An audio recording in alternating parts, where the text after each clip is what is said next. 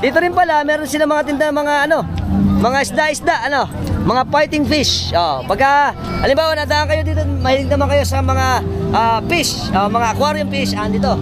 Meron tayong mga, ano na, accessory. Ayan, oh, meron tayong mga, may live plants ba? Mga live plants, sir, ito mga pa-import meron. Ito, yung mga fighting fish na, no? Oo, sir. Oh, ayan, oh, gaganda, ano? Alright. Oh, Thailand pala to. Oo, sir, pa-import. Ayun, tsaka yung ating mga, ano to? Mga glowfish, tsaka yung kanilang maliliit na mga aquariums. Ito ay Thailand Premium Master Fish Pet Shop. Master Fish Pet Shop.